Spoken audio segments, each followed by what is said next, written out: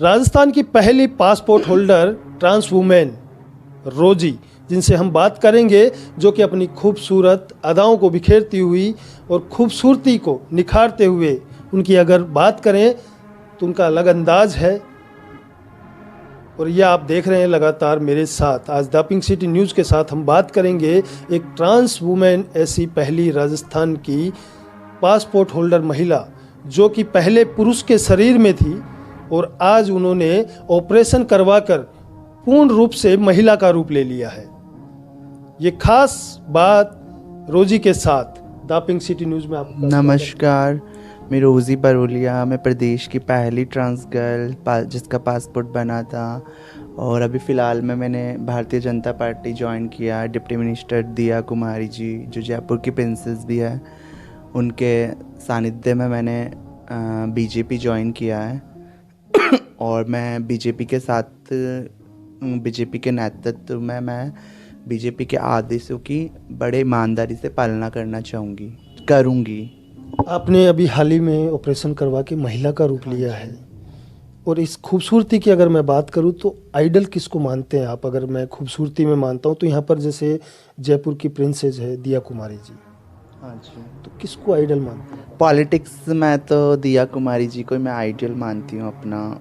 बचपन से मुझे दिया कुमारी जी के लिए एक सॉफ्ट कॉर्नर था, बहुत अच्छा लगता था। उनको देखती थी मैं तो मुझे बहुत अच्छा लगता था। और बॉलीवुड में मैं करीना कपूर को आइडियल मानती हूँ। करीना कपूर जैसे तो आप भी लग रहे हैं।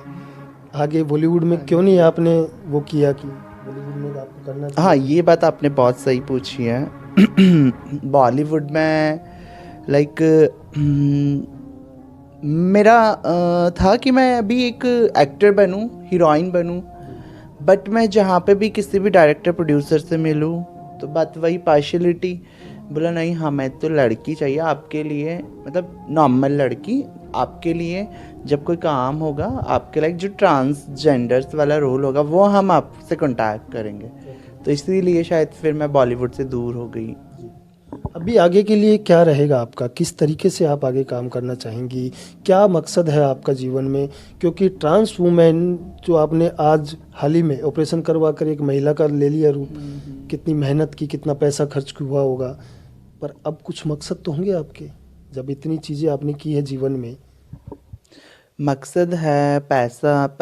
आप जैसे बात कर रहे हो, मेहनत भी बहुत लगी है, दर्द भी बहुत हुआ है, पैसा भी बहुत लगा है, तो उनके रिजल्ट्स भी अच्छे मिले हैं। बाकी आगे का मकसद तो यही है कि सही बताऊं तो मुझे पता ही नहीं है मेरा कल क्या रहने वाला है।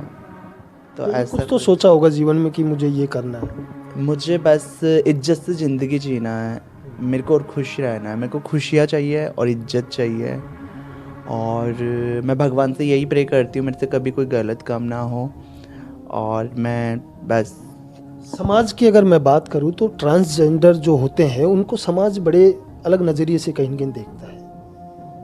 अभी आपने हाल ही में महिला का रूप लिया है, तो किस तरीके से आप उस समाज के लिए कहना चाहोगे जो ट्रांस वुमेन है, और उनके लिए क्या प्रेरणादायक, क्या कहना चाहोगे? क्या रहेगा आपका मकसद? क्या है कि भाई उनको क्या संदेशा देना चाहते? मैं ट्रांसजेंडर्स को संदेश नहीं दूंगी, क्योंकि ट्रांसजेंडर को संदेश दे नहीं सकती मैं। बिकॉज आज वो जो भी कर रहे हैं, जो उनका प्रोफेशन है, वो सब उनकी मजबूरियाँ उन्हें करवा रही है। मैं पेरेंट्स को ही संदेश देना चाहूँगी कि ट्रांसजेंडर भी इंसान है, उसमें भी आत्मा है, तो उसको भी जीने का अधिकार, उसको घर में रखना चाहिए, उसको अच्छे से उसका लालन पोषण करना चाहिए एक लड़की या लड़के की तरह। जो भी वो खुद को क्या फील करता है, बस वैसे ही उसी वे में उसको घर में रखना चाहिए। और इसी के लिए मैं आगे लड़ाई लड़ूंगी। पॉलिटिक्स में जाने का रीज़न भी मेरा यही है कि मैं ट्रांसजेंडर के अधिकार उन्हें दिलाऊंगी, और स्वीकृति पे कहीं ना कहीं मैं काम करूंगी। ट्रांसजेंडर को स्वीकृति मिले फैमिली में। आज आपके परिवार में या गांव में जो कहें तो लोग कैसे देखते हैं आपको? उस नज़रिए से देखते हैं या आप अपने आप को क्या? मेरे को लोग अच्छे नज़रिए से देखते हैं जहाँ तक मैं देखती हूँ। वो तो आपकी खूबसूरती के कारण। शायद वही बुरे नज़रिए से तो लाइक मेरे को बहुत कॉम्प्लीमेंट्स मिलते हैं। लाइक लड़कियाँ भी मेरी जैसी बनना चाहती है। बोला मेरे से लाइक मेरे को अपना आइडियल मानती है काफ़ी, कि बोला बहुत कॉम्प्लीमेंट्स मिलते हैं मुझे, और उसके लिए मैं भगवान को थैंक्स बोलती हूँ कि मेरा ट्रांसफॉर्मेशन अच्छा हुआ, मैं खुश हूँ खुद से। तो और मैं यही बोलती हूँ कि कभी कभी जब मुझे रोना भी आता है या फिर कुछ मैं इमोशनल हो जाती हूँ, यही मेरा सेक्सुअलिटी पे, तो मेरे को यही होता है कि मेरे को इतना ही ऐसा ही बनाता भगवान, लाइक इतनी ही खूबसूरत है, इससे ज़्यादा भी नहीं कम भी नहीं, बस मुझे एक लड़की का जन्म मिल जाता तो शायद कितना अच्छा होता। ये कहीं न कहीं वो तो परमात्मा के हाथ में होती है ये चीज़ें तो, क्योंकि अगर उन्होंने जीवन जैसा जिसको दिया है, मैं तो ये कहना चाहूँगा कि शायद उसको उसी माहौल में जीना चाहिए और खुश होकर जीना चाहिए। तो आगे क्या रहेगा, कैसी रणनीतियाँ रहेगी आपकी अगर राजनीति में आप कदम रखते हो?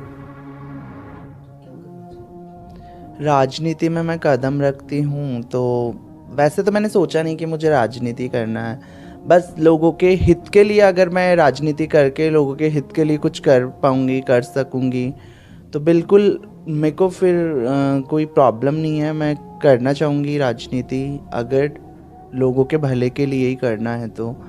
और फिर वही क्या करना चाहती हूँ तो अच्छा ही करूँगी, ईमानदारी से करना चाहूँगी जो भी करना चाहूँगी। मैं ट्रांसजेंडर्स के लिए आरक्षण रिजर्वेशन करवाना चाहूँगी जॉब में, स्वीकृति जो मैंने बताया वो करवाना चाहूँगी। मैं महिलाओं के लिए भी लड़ना चाहूँगी, महिलाओं के भी कुछ भेदभाव अभी भी चल रहा है वो मैं उस पर भी वर्क करना चाहूँगी। तो ये थी रोजी हमारे साथ, जो कि एक खूबसूरत ट्रांस वुमेन है और राजस्थान की पहली पासपोर्ट होल्डर ट्रांस वुमेन बनी है। इसी के साथ इनकी खूबसूरती तो आपने देखी होगी, और खूबसूरती के साथ ट्रांस वुमेन की मैं बात करूं तो समाज इनको अलग नज़रिए से देखता है, मगर पूर्ण रूप से अभी महिला का रूप लेने के बाद इनके भी कुछ अलग सपने हैं, और अलग सपनों को लेकर एक समाज सेविका के रूप में कहीं न कहीं युवा पीढ़ी हो या कहें कि उन महिलाओं की बात करें या ट्रांसजेंडरों की बात करें, तो उनके लिए एक अच्छी पहल की शुरुआत इनके द्वारा की जाएगी, जो कि आने वाले समय में ये लगातार मेहनत कर रही है। द पिंक सिटी न्यूज़ के साथ हम राजधानी की खबरें आपको दिखाते हैं, और आज ऐसी एक खूबसूरत खबर और खूबसूरत खबर के साथ खूबसूरत मेहमान से भी हमने आपकी मुलाकात करवाई। आगे भी हम दिखाते रहेंगे द पिंक सिटी न्यूज़ के साथ। देखते रहें सुभाष बहरवा, जयपुर।